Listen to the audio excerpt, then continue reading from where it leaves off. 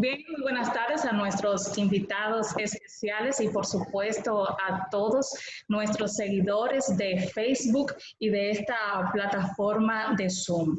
Hoy la Escuela de Letras de la Facultad de Humanidades de la Universidad Autónoma de Santo Domingo y la Unidad de Posgrado del Recinto San Francisco de Macorís, a partir, desde la coordinación de la maestría en literatura, pues se complace en presentar la videoconferencia titulada Metodología del análisis del discurso en la investigación literaria, muy esperada por maestros universitarios y por participantes de las diversas maestrías que se imparten a nivel nacional en la Universidad Autónoma de Santo Domingo. No solo de literatura, sino también de lingüística para aquellos interesados en el análisis del discurso. Así que no se despeguen de sus pantallas porque aquí tendremos un banquete.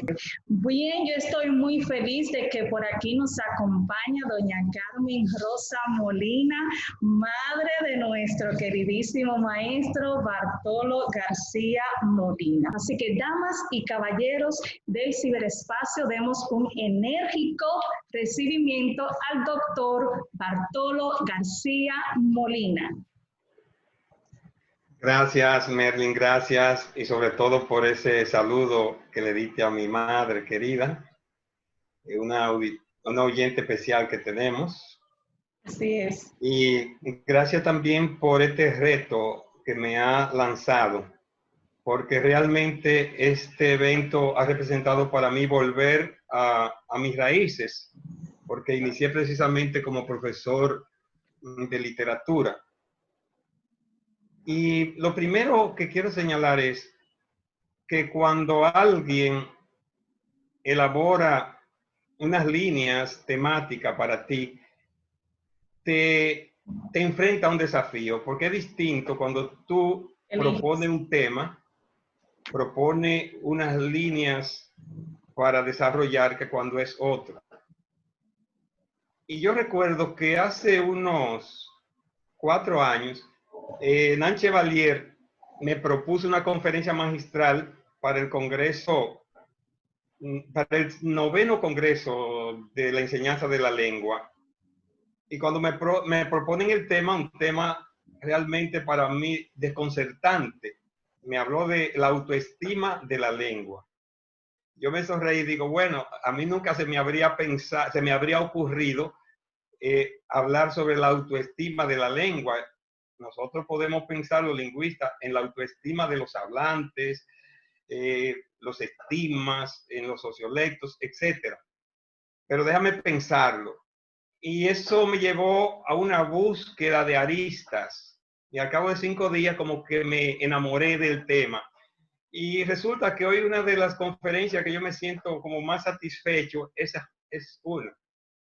En este mismo año se me han presentado 3 desafíos de ese tipo.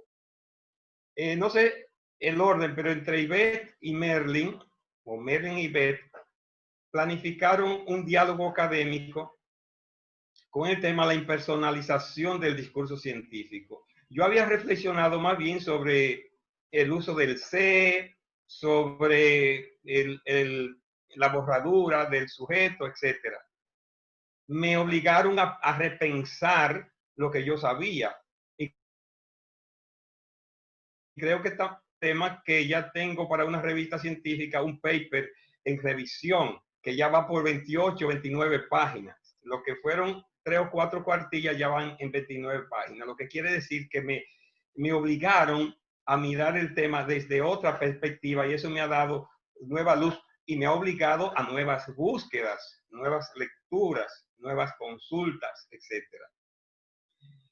A Ivette también se le ocurrió en estos días invitarme a un panel que no pude participar, pero preparé el tema que era la epidemia y sus metáforas. Yo no había pensado en eso, lo más que yo había leído a Susan Sontag, que tiene el SIDA y su metáfora, y las enfermedades y la enfermedad y su metáfora. Pues terminé preparando también un paper porque me llevó a unas búsquedas y a unas reflexiones inéditas en mi vida de académico. Y este es el cuarto desafío. Pero ¿qué tiene todo esto en común? El que obliga a que se repiense todo y que se busque nuevos enfoques. Y eso es lo que se llama la etapa heurística de todo proceso de creación, sobre todo el proceso investigativo. Y eso es importante porque nos da una lección de que el investigador o la investigadora tiene que plantearse nueva forma. Si miramos el mundo como todo el mundo lo mira, o sea, la realidad, no vamos a hacer nada diferente. Decía Einstein que si nos hacemos las mismas preguntas, obtendremos las mismas respuestas. Entonces, a veces es bueno que desde fuera te empujen, te obliguen a repensarlo. Así que esa es tal vez la parte de entrada. Ahora uno se plantea sobre este tema vinculado a la literatura. Lo primero es plantearse un poco qué será la literatura. Y una referencia obligada es irnos a Platón. Casi todo lo que es búsqueda de una perspectiva histórica de un problema humanístico nos lleva allá. Buscando en Platón, uno encuentra que él concibe la literatura como mímesis, como imitación, y que esa literatura tendría cuatro tipos de creaciones que la podríamos ver más adelante. Pero es importante ver que en Platón, ya se ve la literatura como una forma de imitación, dice él, pero inspirada por los dioses. La veía también que para él, el poeta, y cuidado, que poeta en la antigüedad es lo mismo que lo que hoy es literato, como veremos más adelante, porque a veces nos engaña, por ejemplo, el nombre de la poética de Aristóteles y pensamos que trata de poesía. Cuando ellos hablan de poesía, realmente están hablando de literatura, porque es que la literatura en ese entonces casi se limitaba a la poesía. Por eso hablaba de epopeya, de tragedia, de comedia, de ditirambo, que todo es forma, está dentro de la poética. Es sintomático que no aparece la lírica en Platón, si se está ciñendo a la poesía. Pero en el libro 3 de la República, ya Platón está viendo la literatura como una forma especial de creación, a pesar de que le sigue llamando mímesis.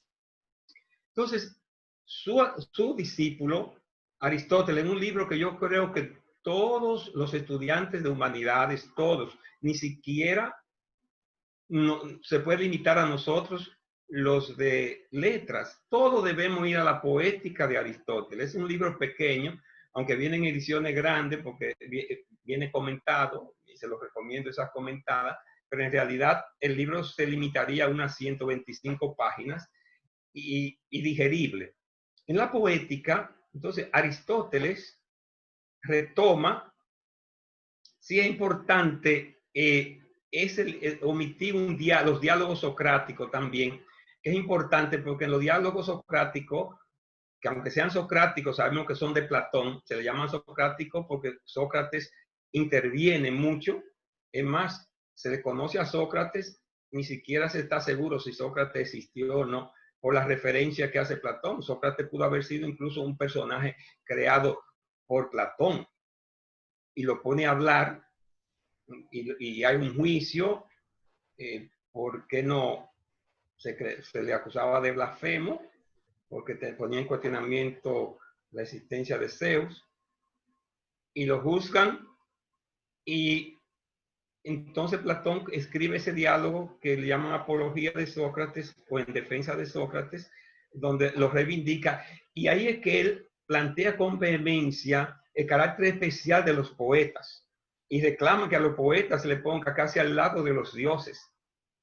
Después va a surgir incluso una figura que es el dios de Miurgo, que se consideraba que el poeta era como un de Miurgo, o sea, un creador. Cuando hablamos de un impulso demiúrgico, estamos hablando como lo que la gente le llama la inspiración, como si para Sócrates aquí, en esta apología, perdón, para Platón, en esta apología, ve que los poetas, y él concebía a Sócrates también como poeta, además de filósofo, al estar en una conexión, como una especie de soplo vital que le daban los dioses, había que colocarlo en un sitial especial. Y era una manera, por supuesto, de defenderlo, de que no lo trataran como un vulgar inmortal, como nosotros, sino como un ser superior. Y ciertamente, desde el punto de vista intelectual, yo creo que se debería considerar a los intelectuales como seres, por lo menos con un sexto sentido, para no exagerar. Cuando vemos entonces en la poética de Aristóteles, que le decía que debemos juzgar, entonces él retoma esa propuesta de su maestro, de Platón, pero le agrega la fábula. Pero la fábula es más como una forma de argumentación, él la veía. No era exactamente como la veremos más adelante, especialmente en el siglo XVII, que la retoman, sino que era más bien ya un tipo de poesía con ciertos argumentos. Pero en la poética, él desarrolla bien la epopeya, se explaya bastante en la tragedia, pero omite la comedia. Omite la lírica, aunque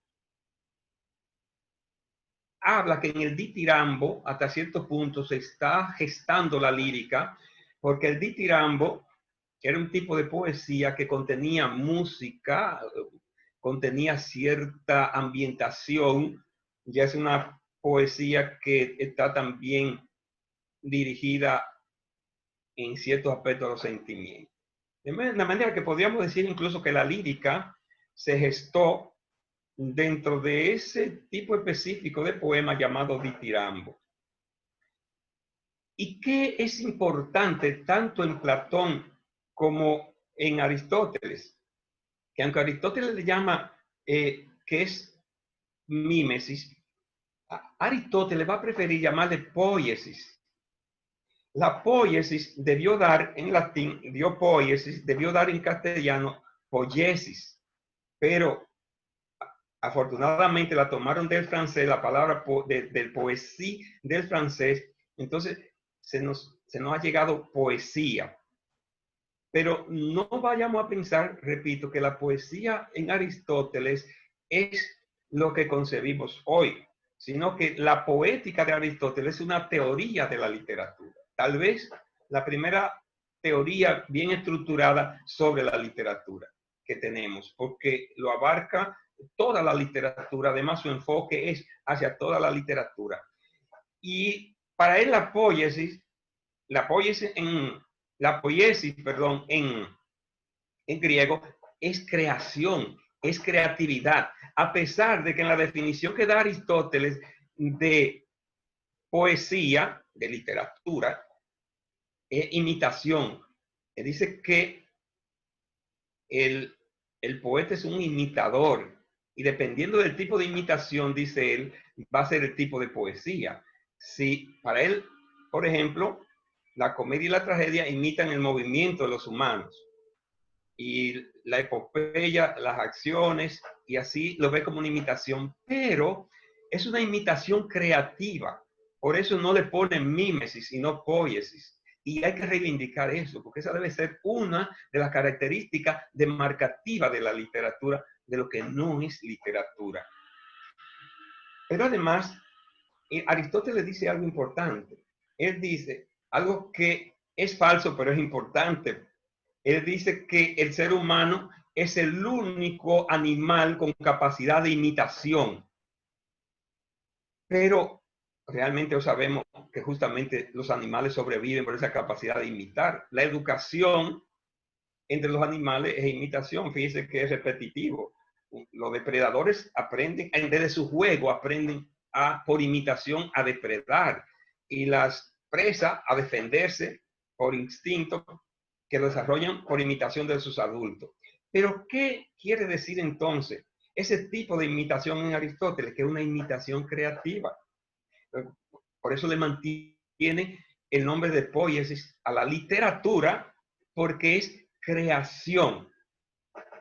Así entonces tenemos que reivindicar el primer elemento de la literatura, que sería la creación. Entonces, se podría hablar de que la literatura como objeto debe tener algunas características definitorias. Yo propongo una propuesta tomada observando lo que han escrito en distintas épocas, que la creatividad debe ser un texto. Sin creatividad no puede ser literario, aunque no todo lo que sea creativo sea literario. De hecho, yo creo que es un asunto de grado, que todo texto necesita creatividad. Sin creatividad no hay ningún texto, literario o no literario. Lo que hay es reproducción, lo que hay es, de algún modo, transcripción automática. Lo que sucede es que la creatividad en la literatura es mayor, porque la literatura no necesariamente parte de un referente. La literatura puede crear su propio referente. Según Ortega y Gasset, justamente la metáfora literaria se caracteriza porque ella en sí tiene su objeto.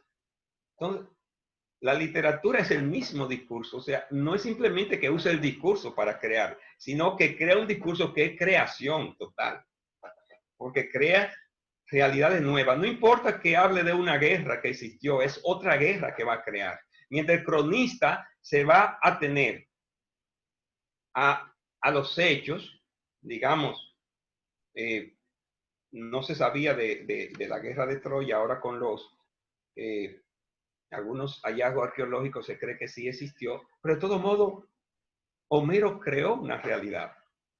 Y la batalla de Roncesvalles, los cronistas la van de manera creativa, la van a relatar, pero tienen que atenerse al referente. Sin embargo, en la chanson de Roland va a haber una creación diferente, porque el mismo discurso literario es una creación total. La literatura, para ser tal, tiene que tener un grado entonces distinto de creatividad. La sensibilidad también es común a todos los discursos. ¿Quién no va a sentir dolor? ¿Quién no se va a sentir contrito cuando lee un reporte de los náufragos tratando de cruzar hacia Europa? Esos niños famélicos, cuando uno lee un reportaje, eso le da lleno de sensibilidad.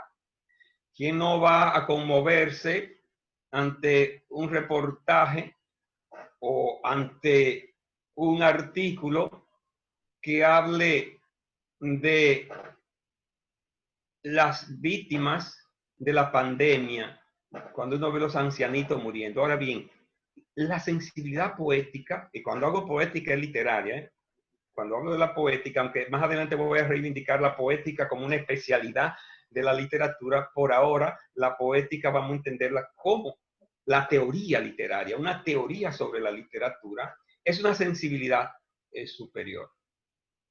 Una sensibilidad que lleva no solo a las reacciones del momento, sino que una sensibilidad que te puede hacer crear una realidad distinta, te puede dar la posibilidad de crear otros mundos. No hay una necesidad de una sola interpretación.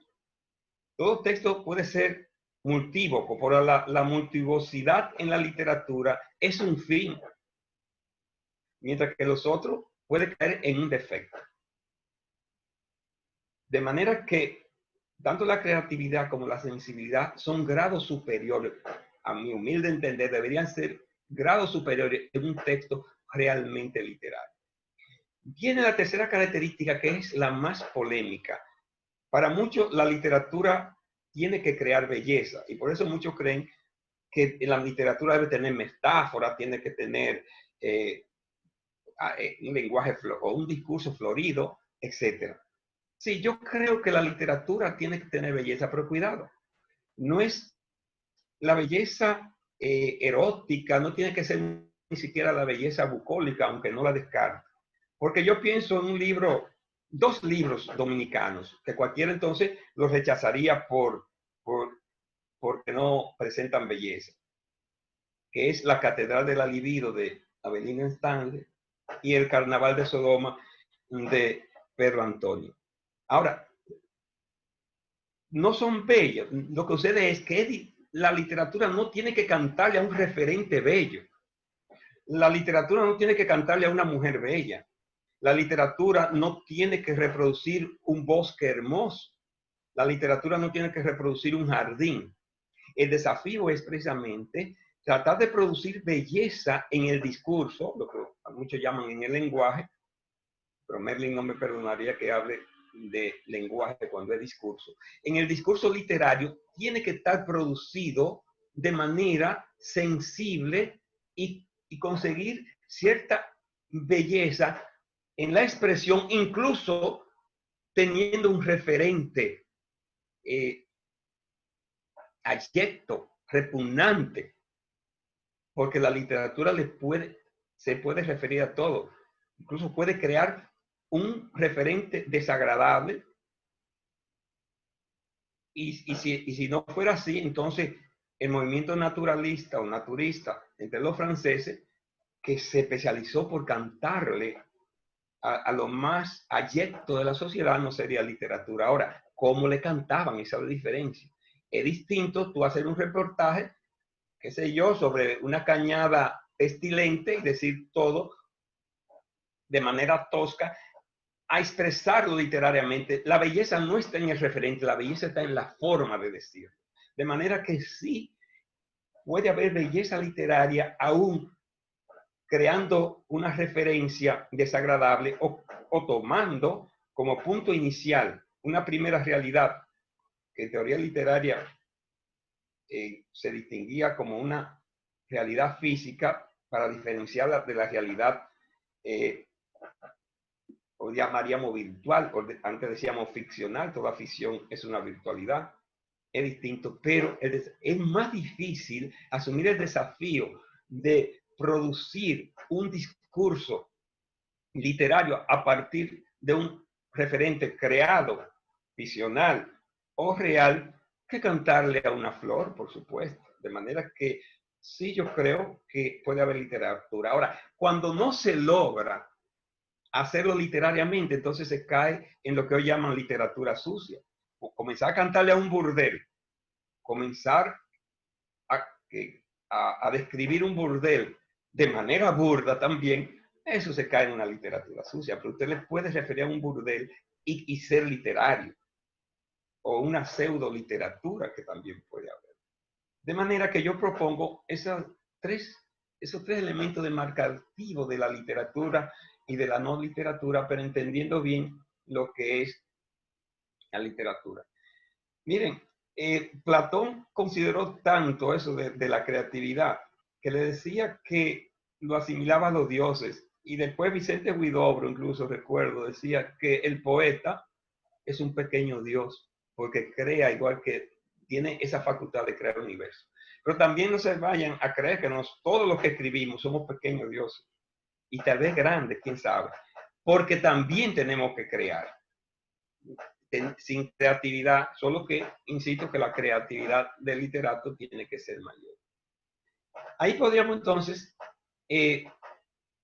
caer en algo que me había sugerido la organizadora de esto, que presente sí el enfoque literario, pero que no me olvide de el discurso, porque quiere que combinemos eso, las dos formas. Yo retomaré un poco la literatura más adelante cuando tengamos que hablar de la teoría. Bueno, ya está ahí, así que me voy a poner ahí la teoría. Ajá, pues volvemos atrás. Porque quiero hablarle entonces de algo que me había propuesto, una pregunta que se hace, si es texto o discurso. Es una discusión y que desgraciadamente las personas que yo admiro están a favor del texto y yo estoy a favor de que realmente eso es lo mismo. Comenzando con mi querido maestro Celso Benavides, que plantea que el discurso abarca al propio texto, que el texto sería una manifestación de esa capacidad discursiva, etcétera. El mismo compañero Roa va por esa línea, incluye el texto como parte del proceso, o sea que ve al texto como un resultado y al discurso como el proceso. Van Dyck, Calzamiglia, o sea, hay mucha gente que está con eso. Ahora, cuando uno ve los argumentos de esas personas respetables, se da cuenta que es un esfuerzo inútil. El mismo Van Dyck, después que hace tanto esfuerzo, dice, bueno, pero yo no voy a insistir en eso, porque en definitiva es tan difícil de distinguirlo que lo voy a llamar indistintamente. Pero yo creo que no hay que sacarle cuerpo, porque si el texto fuera, si la diferencia fuera de que el texto es parte de un proceso de creación, entonces uno se diría, ¿qué es la lengua? ¿Con qué se crea el texto? Si no es con la misma lengua. Entonces, sería difícil distinguir el enfoque psicolingüístico de producción del texto del discurso. Si el discurso fuera esa capacidad de ir produciendo, o como le llaman también Calzamiglia y Van Dyck, una conducta social, una práctica social manifestada por unidades lingüísticas, uno diría, pero el texto no puede ser eso mismo.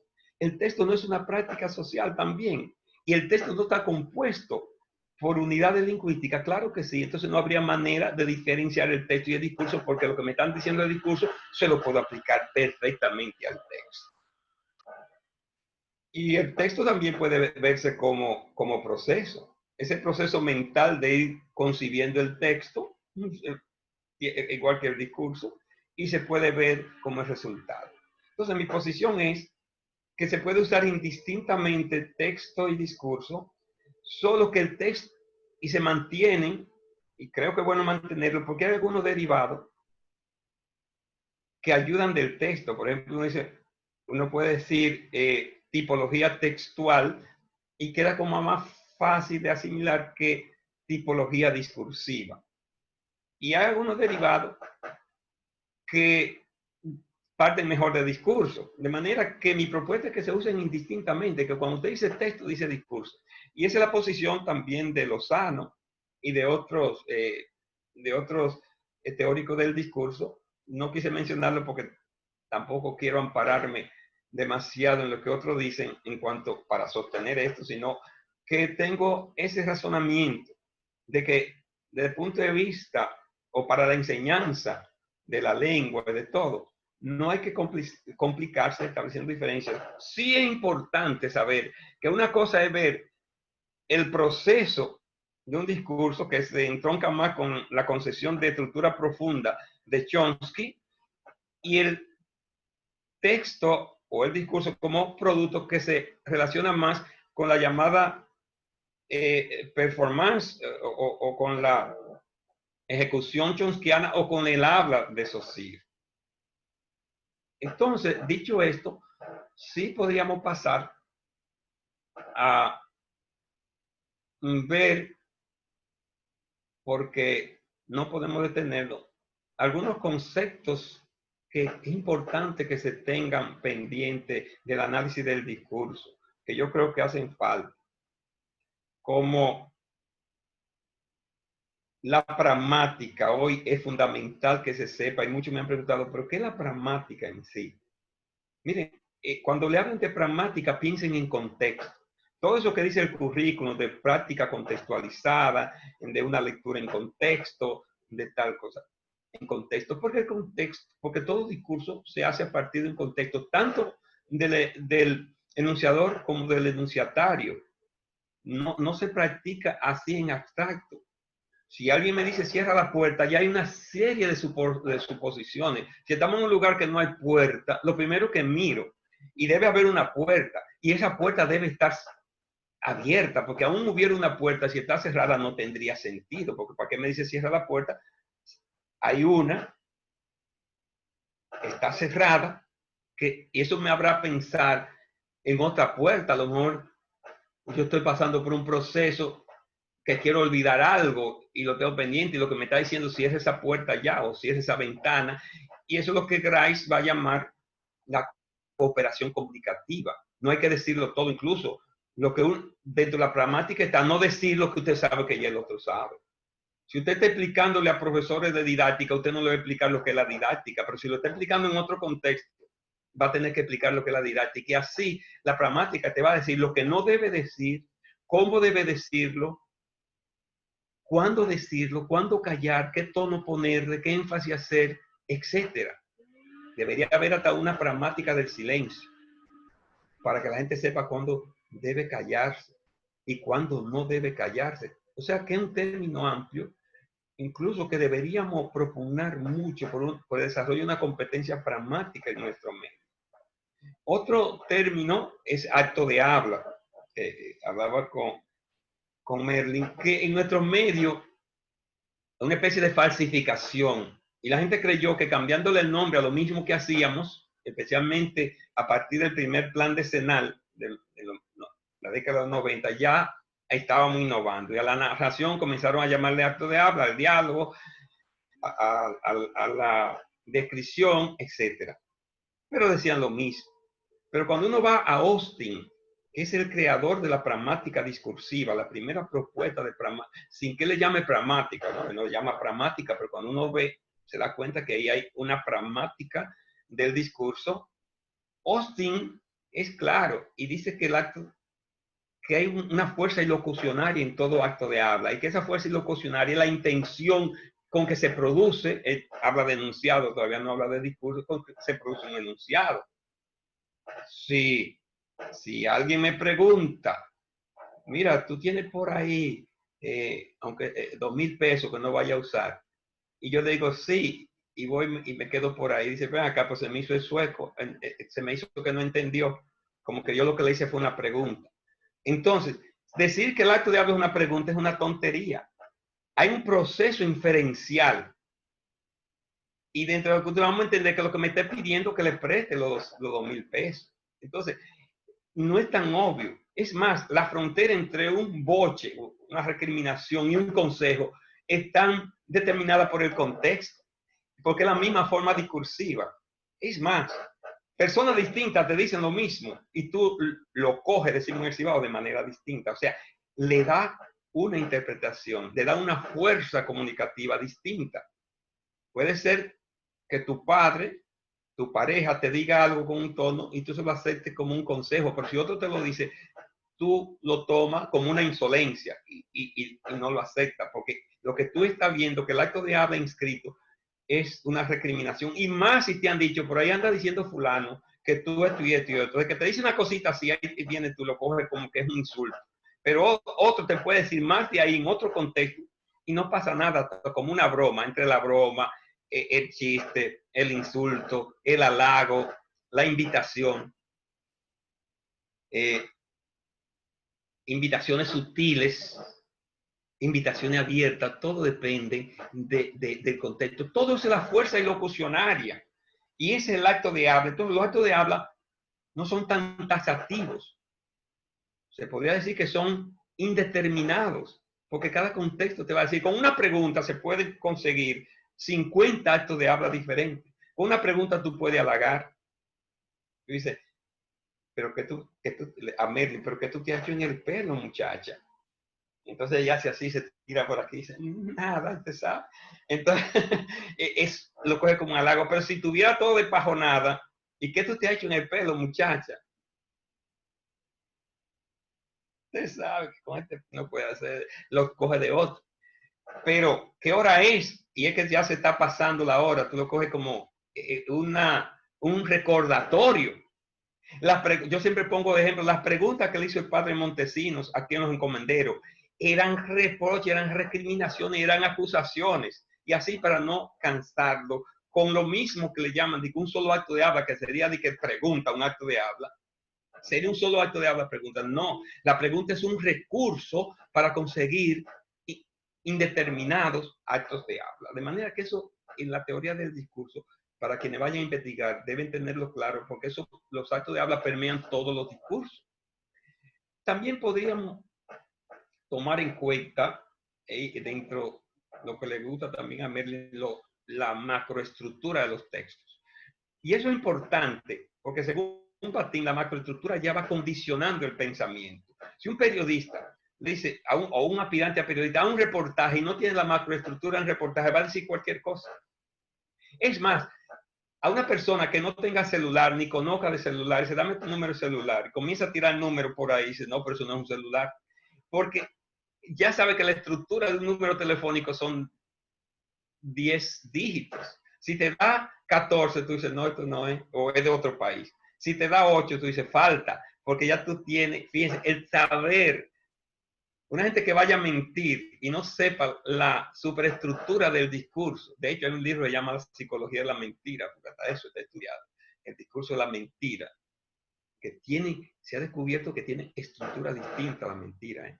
Entonces, una persona que vaya a mentir, que sabe mucho, qué sé yo, de esto, de informática, y suponte que no sepa ni siquiera hacer un correo electrónico. ¿Cuál es tu correo? Mi correo es Santiago Benito 32. Dice, no, que ¿cuál es tu email? Sí, ese mismo. Dice. Si supiera, aunque sea la estructura, te miente de una manera que creíble.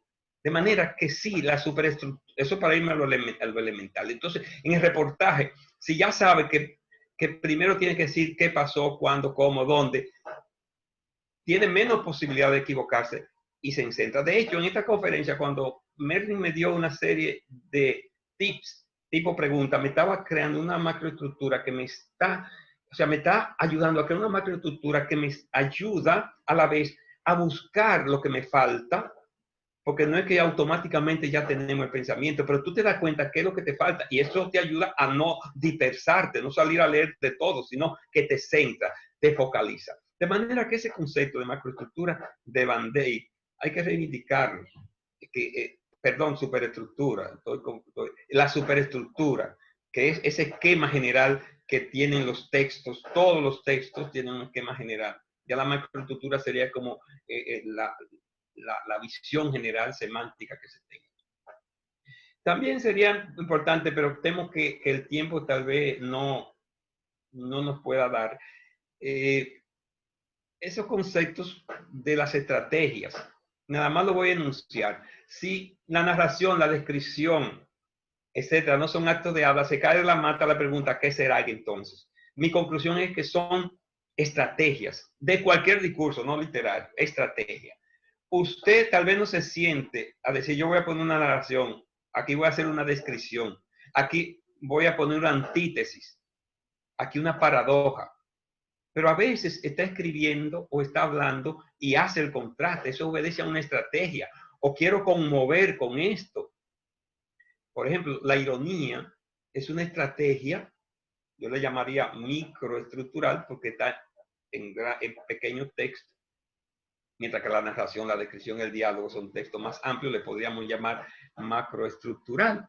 Pero la ironía es yo digo que es el arma de los débiles, pero fuerte de pensamiento. Porque la ironía te permite cancelar el discurso si te ve muy acorralada. Y entonces darle el sentido aparente. Porque la ironía es una verdad aparente, pero que sabe que detrás hay otra verdad y que el otro se da cuenta y puede reaccionar. Entonces, se necesita mucha inteligencia. Hay quienes dicen que para ironizar, para producir ironía, hay que tener mucha inteligencia, mucha destreza, porque se queden en el sarcasmo, que sería como casi la falsificación de la misma ironía. Entonces, una de las preguntas que se hacía que si se puede considerar el análisis del discurso como una teoría o como una macroteoría, me sugería la organizadora. Realmente todavía no podemos hablar de una ciencia del discurso, a pesar de que Van Dey habla de la ciencias incluso del texto. Sí, el discurso es abordado por muchas disciplinas, pero el discurso es una herramienta para la literatura, para estudiar.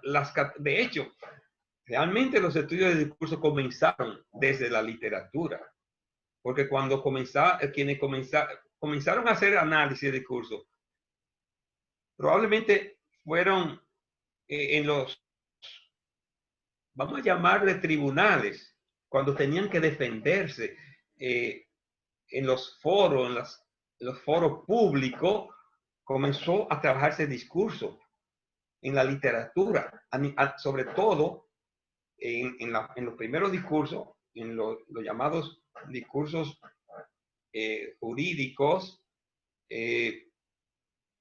la forma de argumentación en los mismos sofistas comienzan a estudiar el discurso más con las estrategias del discurso. Y la literatura, especialmente la crítica literaria, lo que comenzó a trabajar discurso antes que nosotros, solo que un tipo de discurso. Entonces, yo creo que hoy todavía es una tarea pendiente terminar de construir una ciencia del discurso, que podría terminar siendo parte de la semiótica. De hecho, Jorge Lozano propone que la semiótica hoy en día se encargue más de estudiar el discurso que cualquier otro tipo de sistemas cínicos. Y el mismo Van Dey propone que la lingüística debería encargarse del estudio del discurso, o sea, que su objeto de estudio sea el discurso y que ya no habría que hablar de lingüística de ningún tipo ni nada, sino que esa sería la ciencia del discurso. Pero mientras tanto, en realidad, es una herramienta riquísima para trabajar científicamente en la didáctica, o sea, aplicación. Hoy la didáctica aplicada, la lingüística aplicada, no debe obviar la teoría del discurso. Para la antropología, la sociología, la psicología, la psiquiatría, todas las ciencias cognitivas, etcétera. O sea, es multidisciplinaria y esa herramienta sí se ha ido construyendo un buen arsenal teórico y metodológico, pero lo más cercano que tenemos a un método ya definido para el análisis del discurso como generalidad es, bueno, Van Dey comenzó llamándole análisis crítico del discurso, pero propone ya que se hable mejor de estudio crítico del discurso porque es mucho más amplio que el análisis, pero es un estudio que él mismo admite que es sesgado, o sea, y a mí me gusta el análisis crítico del discurso como un ente con inquietudes sociales. Él dice, sí, nosotros nos decantamos claramente por los sectores vulnerables, por los inmigrantes, por los homosexuales, por las mujeres explotadas, por los niños, por las minorías.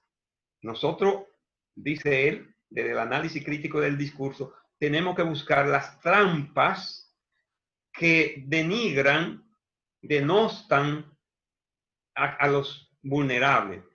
Y eso realmente no tiene nada de científico, pero es muy importante. O sea, aunque no sea científico, es muy importante y no quiere decir que sea falso.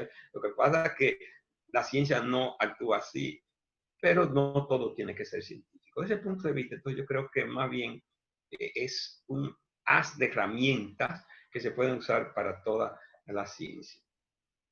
Aquí podemos entonces entrar a la parte de la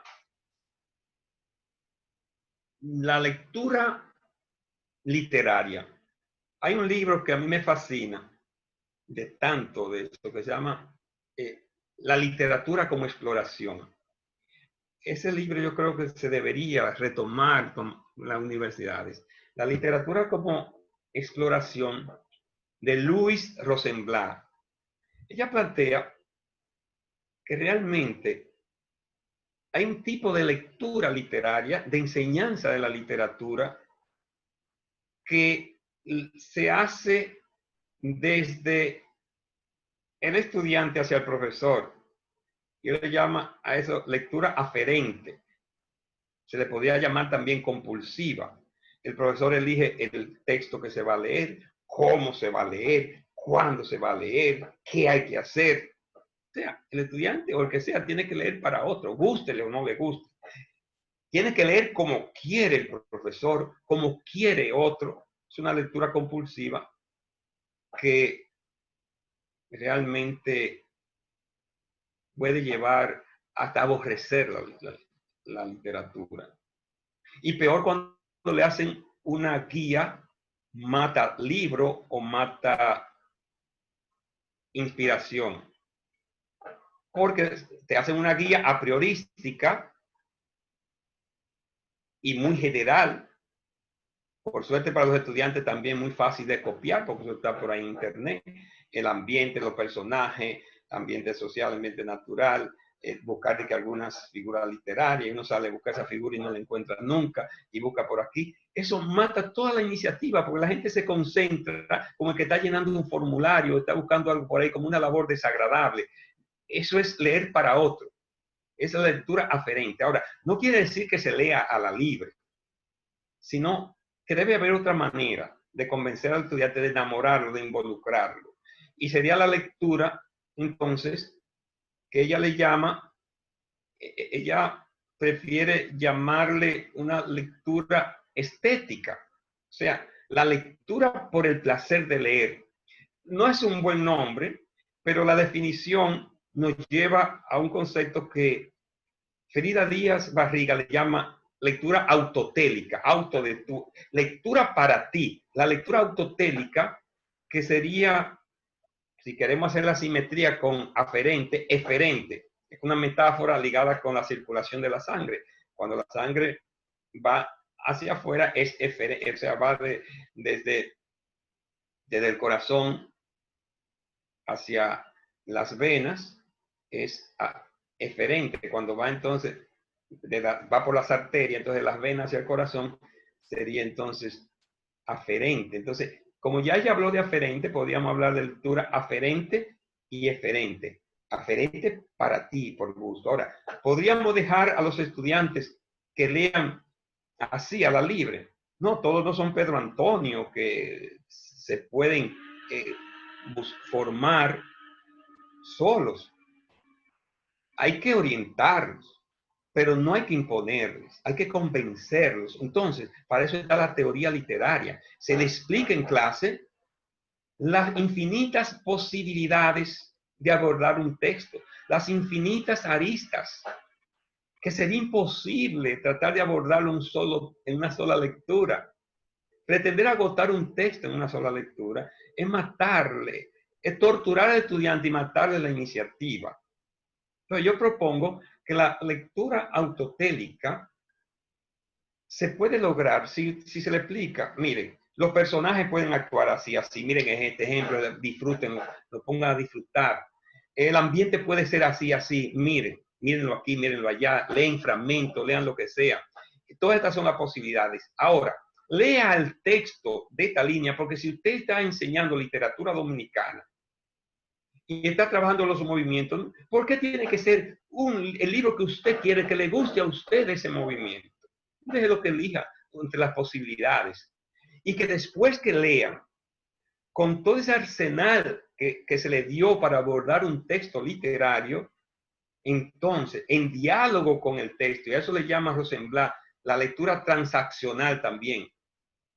La lectura transaccional es que el lector tiene un diálogo y hace unas transacciones con el escritor, porque el escritor quiere llevar al lector por un camino y el lector quiere buscar su propio camino, entonces tienen que hacer transacciones. Pero yo ampliaría el concepto de transaccional y llevaría al profesor también a hacer un proceso de transacción con los estudiantes. Y lee el texto, porque cada texto le dice cosas diferentes a cada lector y en momentos diferentes. Es más, ustedes leen un texto 2 veces y encontrarán detalle distinto. Entonces, esa debería ser a posteriori. El abordaje del análisis literario o del tipo de estudio que se va a hacer debería ser a posteriori. O sea, yo leo el texto y voy notando que me gusta esto y esto. Entonces, me enfoco en ese aspecto nada más.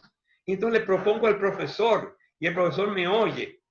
Como debe ser la investigación incluso. No se debería imponer, sino tiene que haber un proceso de creación. Entonces, la enseñanza de la literatura y de la investigación van de la mano. Enseñar a investigar hay que enseñarlos primero a apreciar la literatura. Y hay que hacer una revolución en las aulas universitarias y darle más participación, más libertad de lectura a los estudiantes, pero armado de una teoría literaria. Y entonces, por ejemplo, con las guías nunca va a salir un tema como este que a mí me fascina, la onomástica en la cuentística de Juan Bosch. Ustedes saben lo rica que es la onomástica, la ironía que hay en los nombres que pone Juan Bosch a todo. Por ejemplo, sí, casi estamos ahí en la teoría literaria. Sí, estamos en la teoría literaria. Uno encuentra que Don Cristino, que es como de cristiano, está apelando a algo Juan Bosch, o cuando le llama Don Pío a un tipo que es totalmente perverso. ¿Por qué le pone la Nochebuena de Encarnación Mendoza, Encarnación Nochebuena? La guía no te va a poder reportar eso.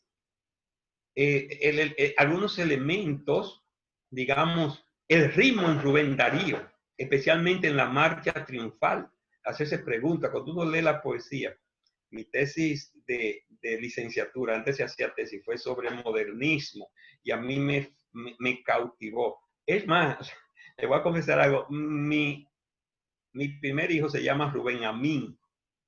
Pues yo estaba fascinado con Amín Abel Hasbún y con Rubén Darío. Entonces digo, pero no es común que la revolución y la poesía, eso como que no, dirían en francés, don marche. Déjame yo hacer el atrevimiento de ligar la poesía y la revolución. Y le puse Rubén Amín. Por esa fascinación, no sé si me está escuchando, por esa fascinación por Rubén Amín, perdón, sí, también por mí, pero por Rubén Darío en ese momento, sobre todo por el ritmo. Y eso, que en ese entonces, mis compañeros decían que era una literatura de evasión, que eso no hablaba de fusil, que eso no hablaba de revolución, que eso lo que hablaba era de mito. Yo, pero es que me llega al alma, me refresca el alma, y esa sutileza me llega. Entonces, la guía no te van a permitir. Bueno, Díez Borque sí tiene un libro que habla del estrato fónico, pero no te lo pone en la guía, sino como teoría literaria, propone que la lingüística es un auxiliar imprescindible. Llega a plantear que realmente el crítico literario profesional tiene que saber de lingüística. Y por lo menos en poesía, todo texto tiene ritmo para comenzar a él. Yo hablaba con alguien, no sé si era con Merlin, de Pedro Mir, recientemente. Yo me decía, Pedro Mir no sería hoy un profesor moderno, pero yo prefiero a Pedro Mir. Fue banquete que nos dimos, porque Pedro Mir, hablando, tenía un sentido de ritmo que uno se quedaba embelesado 2 horas. Y ese ánimo. Y él, incluso hay 2 libros que debería reivindicarse de Pedro Mir, que es Apertura a la Estética, porque Pedro Mir, además de poeta, fue un tremendo filósofo, un tremendo filósofo y un esteta. No solamente fue un creativo. Y esa teoría del ritmo que plantea Pedro Mir, la guía no te la van a dar. O sea, hay que dejar en libertad al estudiante para llegar ahí. Así entramos entonces a una de los tips que me planteaba Merlin. Se podrá abordar la literatura como objeto científico. Miren, en principio todo es abordado científicamente. Todo puede ser abordado científicamente. El que no haya herramienta en un momento dado para abordar un objeto es una cosa, pero todo puede ser abordado. En cuanto a la literatura, de hecho, yo creo que hay una ciencia de la literatura, se podría hablar, porque la poética de Aristóteles es un intento de una teoría de la literatura que se ha ido creando. Para algunos incluso dicen que hay 4 áreas que se corresponden casi con las cátedras que tenemos en la universidad de la literatura como ciencia. Yo humildemente me planteo que debe haber una teoría literaria que sería la ciencia de la literatura, que explique teóricamente la literatura y podría tener algunas especialidades como toda la ciencia. Por ejemplo, la narratología, como plantea Tudor Todorov, que plantea que hay una teoría del relato que explica todas las estructuras del relato, todas las estrategias del relato, que sería la narratología. Pero la narratología se encarga de los textos narrativos, de los relatos. Entonces quedarían fuera otros géneros dentro de la literatura. Se podría reivindicar hoy la poética, pero no como teoría de la literatura, sino que se podría proponer, no existe, o al menos no he leído, esa propuesta de que la poética se encargue de estudiar la poesía, porque todavía hoy se ve la poética, aunque usted le oigan ese nombre, es una teoría de la literatura, y dejar el término teoría de la literatura como el abordaje científico de la literatura. Incluso yo pondría la literatura comparada como una técnica dentro de la teoría literaria, porque así como existe en lingüística, la lingüística comparada. Fue una técnica que utilizaron. Yo pondría como técnica también la sociología de la literatura. No, y esa sería un híbrido, perdón. Tal vez podríamos poner alguna técnica de enseñanza de la literatura. Y pondría como híbrido un enfoque sociológico de la literatura, hasta psicológico, etc. Y entonces la crítica la pondría como una especialidad. Pero la crítica tiene un grave problema en nuestro medio. Reflexionando sobre, yo soy muy dado a leer las críticas, tal vez por ese espíritu de curiosidad o de chismografía que tenemos todos, leo las críticas. ¿Y qué yo he observado en la crítica dominicana? 3 tipos de crítica. Lo que podríamos llamar la crítica académica o especializada.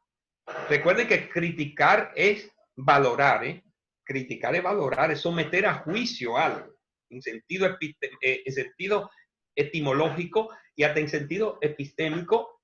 Toda crítica va a implicar una serie de razonamientos sobre un objeto para formar un juicio. Solo que hay juicio de experto y juicio de valor. Porque a veces quieren chantajear a la gente, decir, no, es un juicio. Sí, hay que emitir juicio sobre todo, y que no emita juicio sobre todo, que eso no es científico. No, la ciencia emite juicio. Lo que pasa es que los juicios que emiten los científicos es sobre una base empírica y sobre unos conceptos y unos principios. Eso se llama juicio de experto. Entonces, un profesor en un aula tiene que emitir juicio de expertos sobre los textos literarios, que sería la crítica literaria, que ya el mismo Todorov habla de una crítica académica. Habría entonces una crítica que yo le llamaría de divulgación, que es más o menos lo que hace Ivette y otras personas, que hay un texto, lo analizan, pero no lo hacen con todo el rigor, y no lo deben hacer con todo el rigor académico, porque se trata de promover, no de falsear.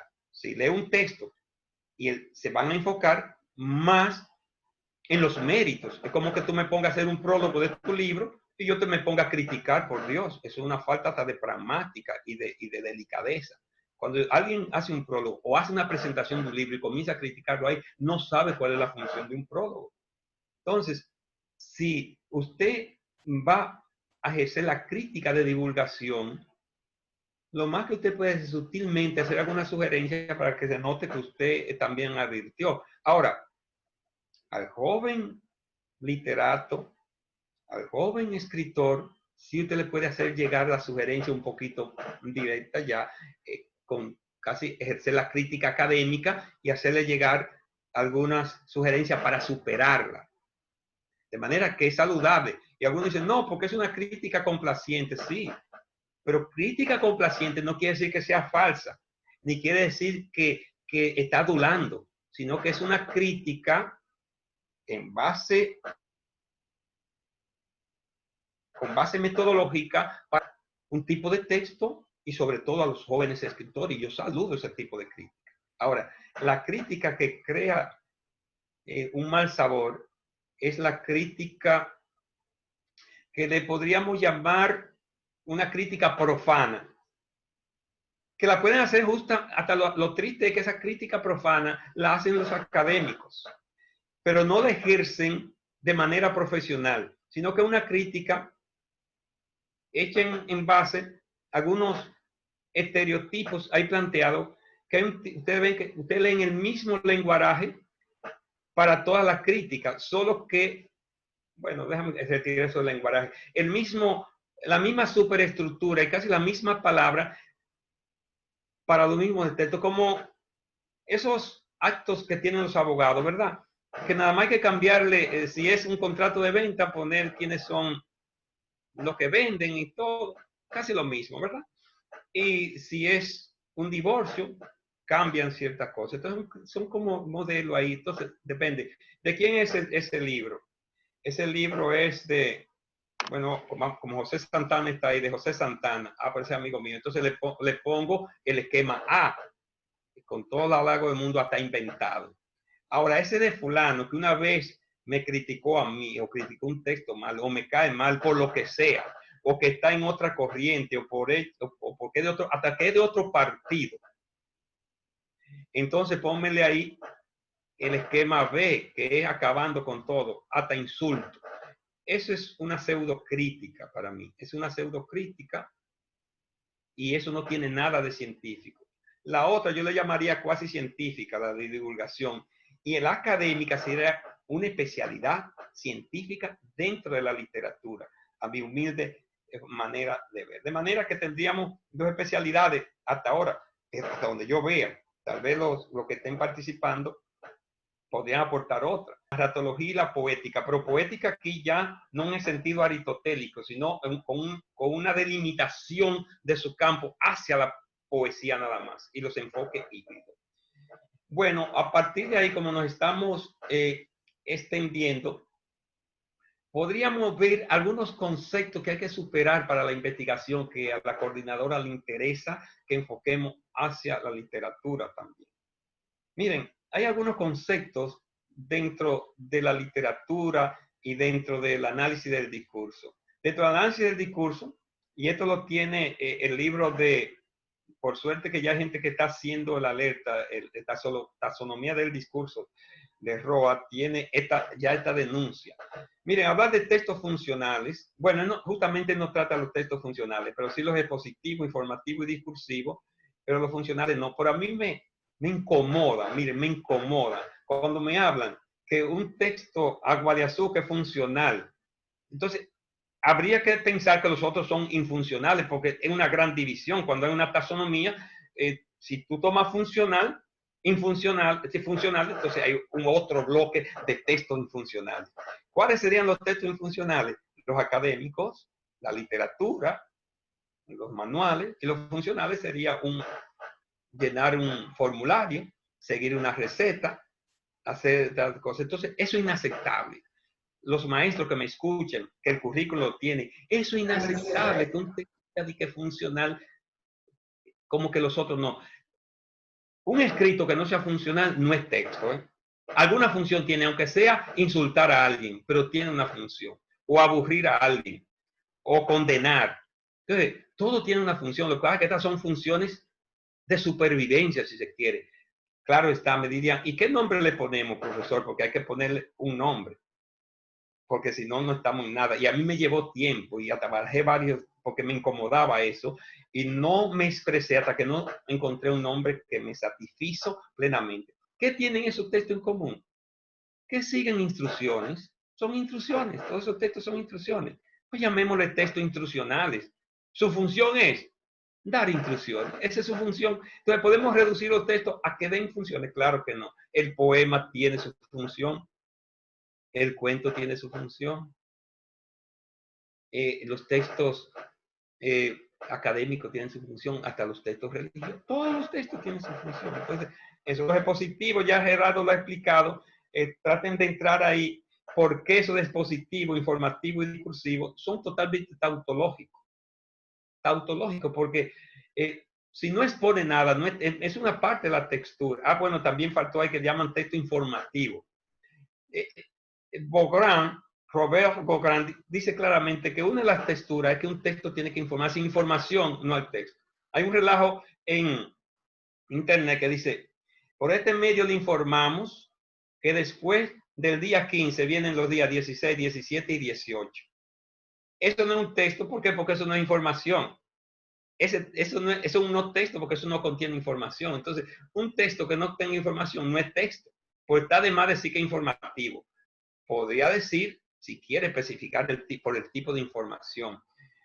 Es positivo la forma, hay distintas formas de exponer, distintas.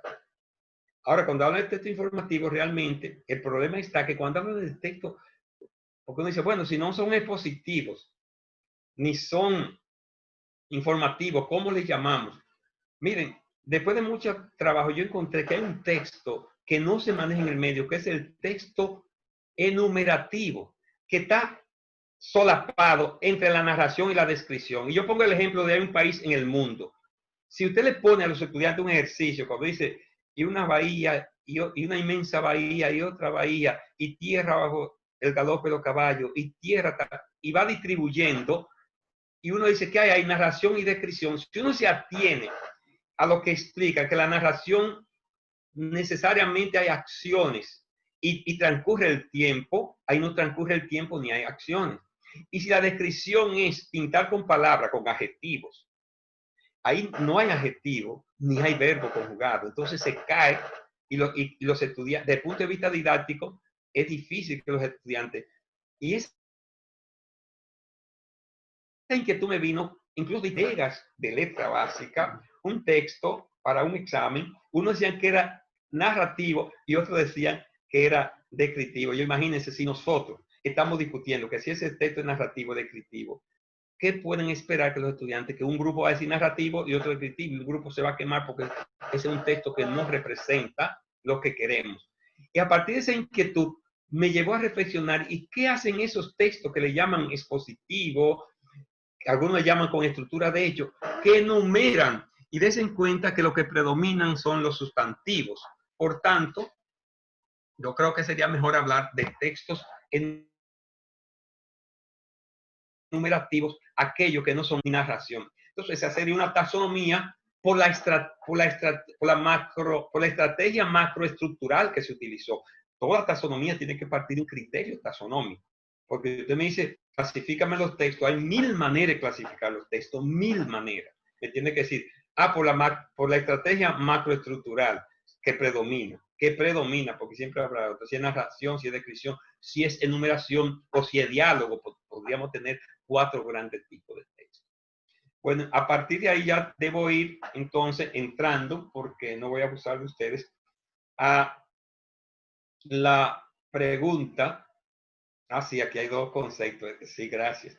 El argumento. Miren, ese es algo que también los profesores de literatura, y se lo voy a poner aquí como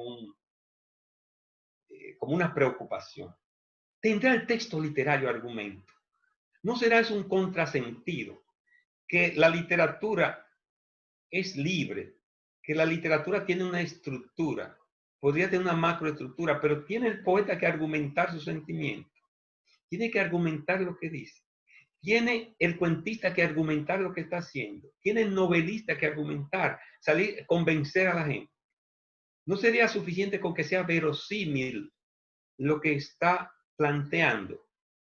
No tendría sentido. Entonces, es un contrasentido. Claro, cuando hablan de argumento, no se están refiriendo realmente al argumento. Esto viene un tanto de Aristóteles, pero hay muchas cosas que vienen de Aristóteles y de Platón que hay que ya repensarlo. ¿Qué es realmente lo que están diciendo los profesores y hasta los teóricos de la literatura con el argumento? La macroestructura, que ya la teoría del discurso aportó algo. Es una llamémosle macroestructura semántica, cuando usted, o si quieren, asunto.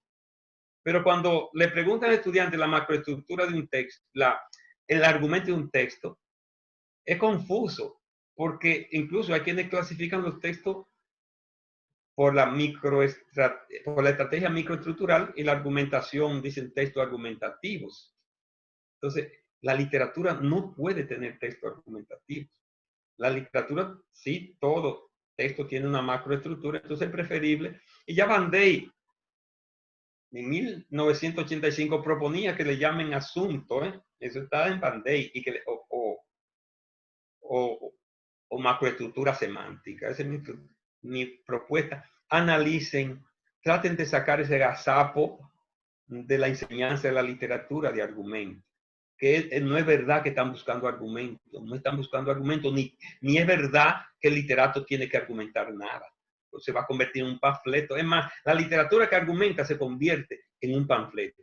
Que era lo que nos causaba el error que cometíamos en los 70. Una literatura panfletaria porque quería argumentar. Por ejemplo, la lucha contra la explotación, contra el imperialismo, y había que argumentar eso. La poesía no está para argumentar la lucha de clases, para eso cogemos el manual de Juan Bosch o de Carlos Marx. Ahora, esto de la persona de la narración, realmente el que narra está más allá de una primera persona. ¿Es posible enunciar fuera de la primera persona? Yo creo que no. Siempre va a tener implícito la primera persona. Lo que sucede es que yo creo que la teoría literaria está confundiendo la persona narrada o el objeto narrado con el punto de vista del narrador. Si el narrador le podemos decir que tiene una posición, si se quiere, le podemos llamar punto de vista del narrador, pero quitarle la persona, quitarle primera persona, testigo, central, tercera persona periférica, omnisciente, tal cosa. Quitarle la tercera persona, pero dejarle si su posición dentro del texto, porque el narrador que está fuera del texto, el que está dentro del texto, el que está fuera es el escritor, pero esa voz narrativa está dentro, está viendo todo, digo, si es omnisciente. Entonces, es preferible, yo creo, dejar la posición del narrador o punto de vista solo en la posibilidad de que tiene de dominar el universo ficcional. Pero eso de tercera persona, primera, segunda, no, porque no es verdad. Ahí le pongo un texto de Macandal sobre el reino de este mundo de Alejo Carpentier. Miren, ahí hay 12 actantes. Todos los actantes están en tercera persona. El narrador, no es verdad que está narrando en tercera persona. Ahí. Él está narrando la voz, lo que la tercera persona está haciendo. Si fuera él el que estuviera haciendo las acciones, sí estaría haciendo la primera persona, pero él está simplemente viendo, y tomo el término actante porque el actante va más allá de los personajes. Los personajes son actantes, pero por ejemplo, ustedes ven que ahí el verdugo es un actante, una tercera persona. El gobernador es un actante. El fuego es un actante ahí, porque la llama hace algo.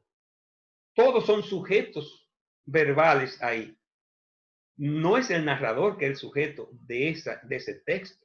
Por tanto, él no está narrando desde la tercera persona.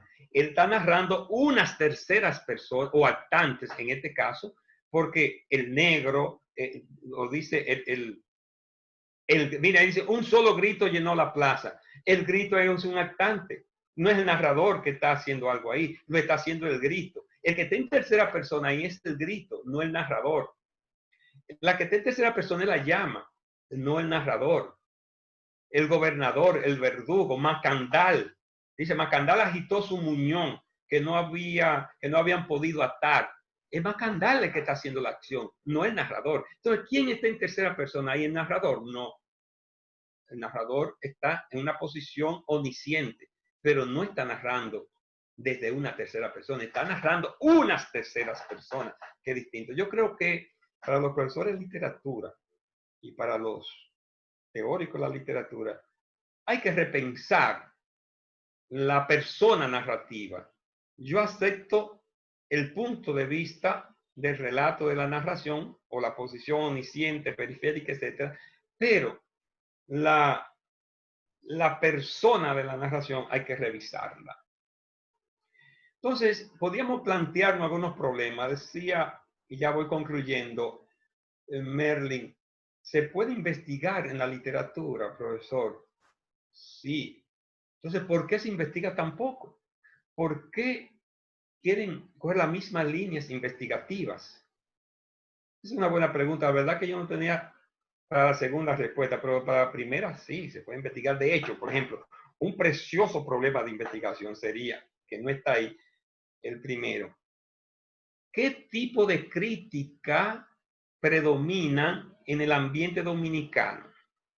Y de ahí se van a surgir, van a determinar una subpregunta, ¿qué la mueve? ¿Qué efecto produce? Etcétera. Y eso da un abordaje científico, sin apasionamiento, porque hay varios críticos. Algunos esporádicos, ahora mismo hay pocos consagrados, pero esporádicamente, y hay de todo. Bueno, el profesor de literatura es un crítico académico, porque hasta podía abordar la crítica académica, ahí un poquito más difícil, pero lo que sucede es que el investigador tiene que ser creativo, señores. El investigador tiene que ser creativo. La creatividad comienza desde esa fase heurística, o sea, la fase de formulación del problema. Y desde que una persona formula un problema, tiene que formular el método. El método es una creación ad hoc, o sea, se crea para un efecto específico. Claro, basándose en esa plataforma, en ese macro referente que son los principios del método científico. Pero no es que yo cojo un método científico y lo aplico aquí, tal cual, sino que yo tengo que coger esa herramienta y plantearme. Cuando uno se formula un problema, ahí mismo tiene que plantearse, ok, ¿y cómo lo voy a hacer? Y ahí comienza a esbozar su propio método. ¿Cómo yo voy a observar a los profesores ejerciendo la crítica literaria académica? ¿O lo voy a sacar y entonces tendría que delimitarlo a la crítica académica en los periódicos o en los papers? Y hay una serie de preguntas que lo va a llevar, o una serie de elementos y subpreguntas, a precisar lo que quiere, tomando en cuenta la factibilidad. Entonces, sí, fíjense, ojalá a alguien se le ocurra, de lo que me están oyendo, investiguen, tomando en cuenta esa propuesta, esos tres tipos de crítica: crítica académica, crítica de divulgación o generosa. El profesor Enerio Rodríguez utilizaba el término de condescendiente para ese tipo de interpretación, algo así, pero va por ahí, una crítica generosa, pero rigurosa, porque tiene un fin.